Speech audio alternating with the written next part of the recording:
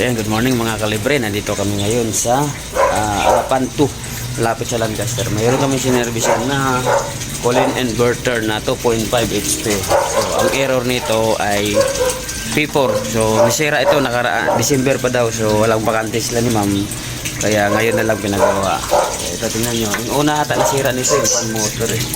Kasi mayroon putol, pero nakita to kasi ang motor nito, ang problema ay yung board. So ipapakita natin sa inyo yung board. May nakita tayong busted na filter capacitor.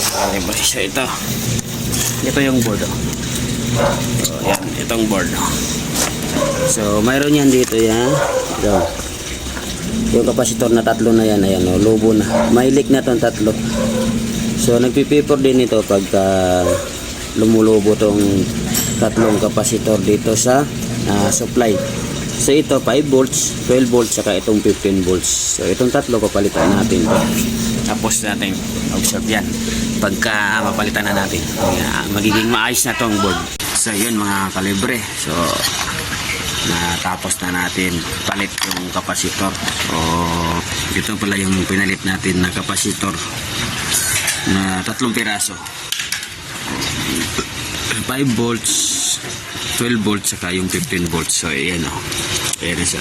Medyo malaki yung pinalit natin dito na kapasitor.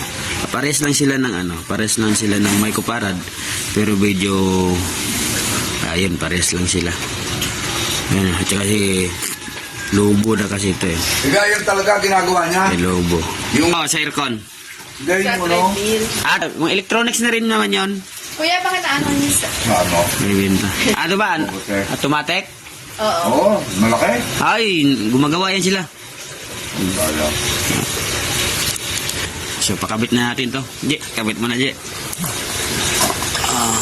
Ito, tatlong sira yan. P4 error. Meron ka? Ano siya? May dala akong mga pisa niyan. Ano lang, tatlo. Sa Binakayan. Pinakayan? Oo. Saan sa pinakaya? Malapit sa Barangay Hall, sa may, kung alam mo yung alarcon ng paggawa ng sasakyan. Bago makarating ng palengke. Galing Sintilla Road. Di ba, pag pupunta kang Cavitex, pakanan ka, papuntang Binakayan palengke. Pinakabaya. Oo, yan. Lagpas doon kay Labaya. Di ba, kay Labaya, harap ng Barangay Hall? Oo. Yan, lagpas kami doon. Akin at dito ka ano? Oo, sa Alarcon, yan. Sa harap kami ng Alarcon. Dito kami yan. Nandaw si aircon naman, si Macario. Sa may gasoline station na maliit, pakaliwa naman. Papasok sila. Yung, Sa car aircon. aircon sa sakya. Oo, yan, yun sila. Oo. Yung kulala ko, no? Oo.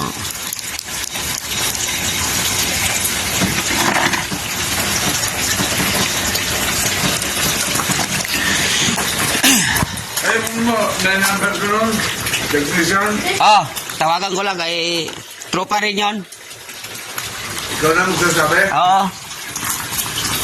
Tapos paki-message mo na lang ako. Oo, pagka mag-okay siya, itawagan kita. Tapos ibibigay ko na lang yung number mo. Sige. So, yan. Kinakabit na ni JMP Porera. Service kami.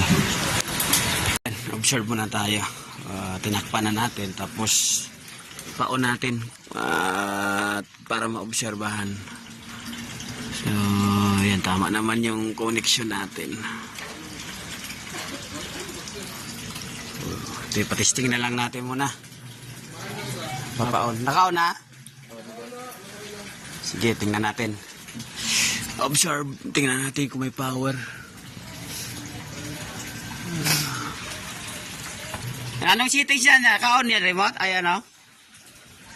Ang aircon? Anong settings sa aircon, te? Anong settings ko sa temperature? 19. Ayan, sige.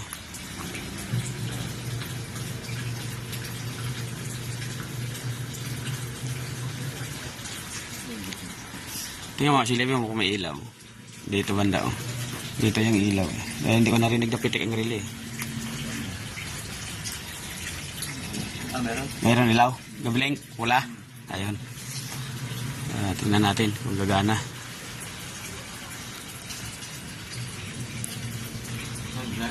Ayun. Mandar na. So, observe na lang natin. Yan. Okay. Hindi ko muna kapit yung cover. Mamaya na. Yan. Merinda muna daw tayo. Kaya, dito tayo sa merinda time. Kain muna tayo ng palabok at o kape. O karama ko yan si... Yan. Karama kami ni Ruth. Giyari ko. Meron pa o. Kape namin o. Kape para ako ata ito no. Ayun o.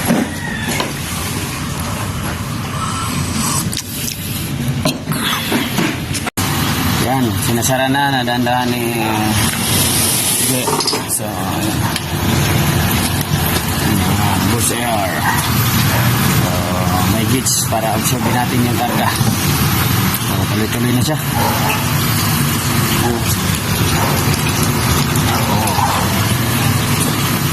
Tuloy-tuloy lang yung tutor natin na yung schedule ng Sabado at Linggo. So, tatapusin natin.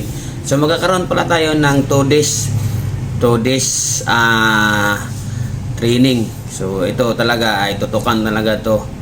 So may 2 days training tayo dito sa Binakayan. Kahit 10 lang kasi kasya dito eh. Kaya 2 days tayo. Ang 2 days na yan ay parang 4 session. So ida-direct natin yan.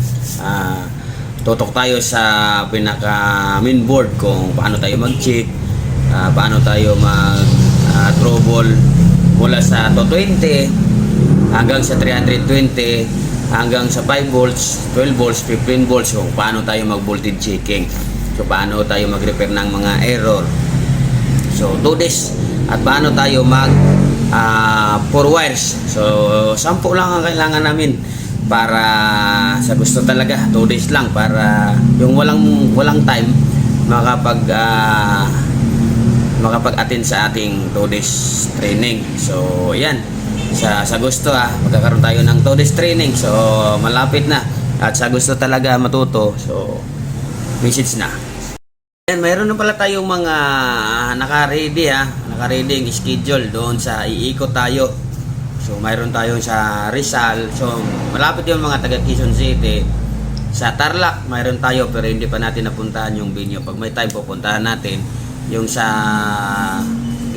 Rizal, pupuntahan din natin pag may time. Nakausap ko na yung isang kabaster natin, may area daw sila doon na pwede natin pag-trainingan para doon sa mga malalayo. Batangas, so maghanap pa sila ng magiging venue natin doon para sa training natin sa aircon inverter board. So sa Mindoro, mayroon na rin tayo sa Mindoro. Schedule na lang inaantay. So ongoing pa kasi ang training ni Sir kaya tinatapos pa namin. So marami pa. So iikot talaga kami. Kaya yan, abang-abangan nyo na lang mga kalibre. At sa gusto magpa-schedule pala kung sa mga malalayo, so PM kayo at pwede natin pag-usapan at i-schedule natin kung mayroon kayong mga area dyan na pwede natin pag-trainingan. Kaya ito na yon. Sa habang hindi pa tayo busy kasi mga March, April, May, yan, busy na tayo niyan. Pero ito, so bigyan natin ng araw at oras para doon sa talaga sa gusto talaga matuto mag-repair ng board.